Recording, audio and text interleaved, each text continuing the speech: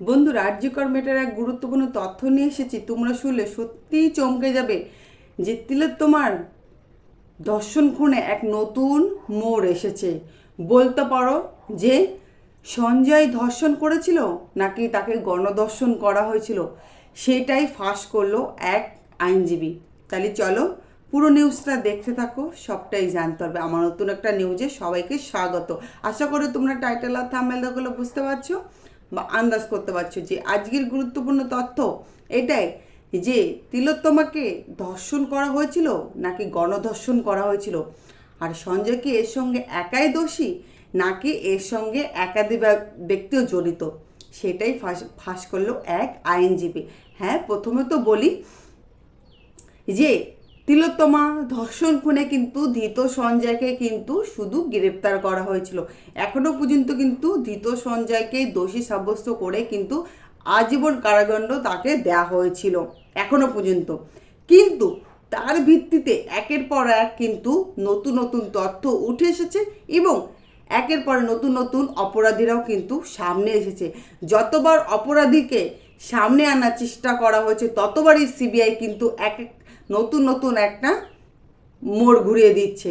বলতে পারো যে বিচারপতির সামনে তিনি ফাঁস করছেন সিবিআই যে যে এটাকে ধর্ষণ করেছে শুধু সঞ্জয় শুধু ধর্ষণ করেছে, এটা গণধর্ষণ কিছুতেই হতে পারে না, এটা শুধু ধর্ষণ।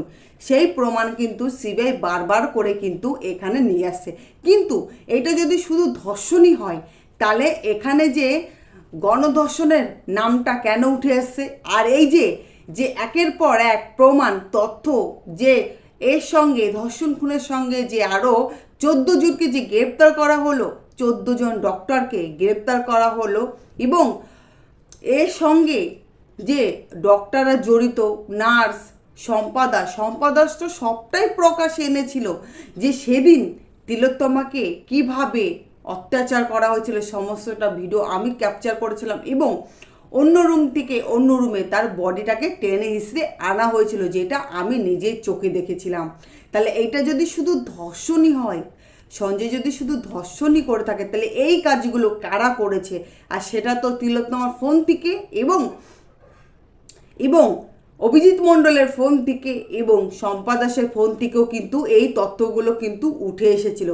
তার ভিত্তিতে কিন্তু এই নতুন আইনজীবী কিন্তু সেটাই ফাঁস করলো বিচারপতির সামনে এবং কি তিলোত্তমার বাবাও কিন্তু এই দাবিটাই করেছে এবং কি বিচারপতির সামনেও কিন্তু অনেক প্রশ্ন রেখেছে, সিবিআইকেও অনেক প্রশ্ন রেখেছিল, কিন্তু সিবিআই এই কেসটাকে কোনো গুরুত্ব দেয়নি। কারণ সিবিআই টাকা খেয়ে, এটা আমার কথা না, এটা জনগণের কথা, পাবলিকের কথা, তারা বলছে যে সিবিআই টাকা খেয়ে এই কেসটাকে ধামাচাপা দিতে চাইছে আর আসল অপরাধীদের বাঁচাতে চাইছে। সেই কারণে সিবিআই সমস্ত সত্যটা জানা সত্ত্বেও কেন এই সত্যটা প্রকাশে আনতে চাইছে না, কারণ এর সঙ্গে ওনাদের কি সম্পর্ক রয়েছে। এটা যদি ধর্ষণই হয় তাহলে সঞ্জয় তোর একা করেনি। সঞ্জয় যখন তিলোত্তমার সঙ্গে এই অত্যাচারটা করছিল, নরকীয় অত্যাচার, তখন তো তাকে ফোন করে ডাকা হয়েছিল এবং সেই সময় অনেক ব্যক্তি সেখানে উপস্থিত ছিল, তাদের নির্দেশে কিন্তু সঞ্জয় করেছিল। তাতে বোঝা যায়, এটাই বিচারপতি বলেছে যে সঞ্জয় যদি শুধু ধর্ষণই করে থাকে, এর সঙ্গে যে একাধিক ব্যক্তি যে জড়িত ছিল, যাদের কথা সঞ্জয় এই কাজটা করেছিল, তারাও তাহলে সমানভাবে দোষী। কারণ সেখানে দাঁড়িয়ে তারা নিশ্চয়ই হাতে তালি দিচ্ছিল না, তারাও সঞ্জয়কে উৎসাহ দিচ্ছিল এবং কি সঞ্জয়কে ফাঁসানোর জন্য তার হেডমেট থেকে, তার মাথার চুল থেকে, তার পরনের কাপড় বা সব কিছুই কিন্তু ওখানে রেখে দিয়েছিল প্রমাণসহ, কারণ সঞ্জয়কে ফাঁসাবে বলে। এদের সঙ্গে কিন্তু সঞ্জয় যে শাস্তিটা পেয়েছে, তারাও কিন্তু এই শাস্তি পাওয়ার যোগ্য, সেটা কিন্তু এই আইনজীবী জানিয়েছে বিচারপতির সামনে যে সঞ্জয়ও যতটা দোষী, এরাও কিন্তু ততটাই দোষী, এরাও সমান দোষী। এরা যদি গণধর্ষণ নাও করে থাকে তাহলে এরাও কিন্তু সেই সঞ্জয়ের সঙ্গে একই দোষী। আর এইটাও কিন্তু তিলোত্তমার মা বাবাই দাবি করছে যে সঞ্জয় যদি একাই দোষী করে থাকে তাহলে আর বাকিগুলো কি ওখানে আঙুল তুলছিল? তারাও কিন্তু সমানভাবে দোষী, কারণ তাদের নির্দেশে কিন্তু এই সমস্ত কাজ করা হয়েছিল এবং সঞ্জয়কে অনেক টাকা দেয়া হয়েছিল এই কাজের জন্য। এই কথাগুলো কিন্তু বলা হলো, কারণ এই কথাগুলো কিন্তু আমরা অনেক আগেও শুনেছি যে সঞ্জয়কে মোটা অঙ্কের টাকা অফার করা হয়েছিল এবং তাকে দিয়েছিল। সেই কারণে কিন্তু সঞ্জয় মুখটা বন্ধ করে রেখেছে, কিন্তু সঞ্জয় পরবর্তীকালেও কিন্তু তার বয়ানটা চেঞ্জ করতে চেয়েছিল, চেঞ্জ করে সে কিন্তু বলতে চেয়েছিল, কিন্তু তাকে বলার সুযোগ দেয়নি। এর সঙ্গে কিন্তু আসল অপরাধীরাও জুড়ে আছে আর ওদের কিন্তু শাস্তি খুবই হবে।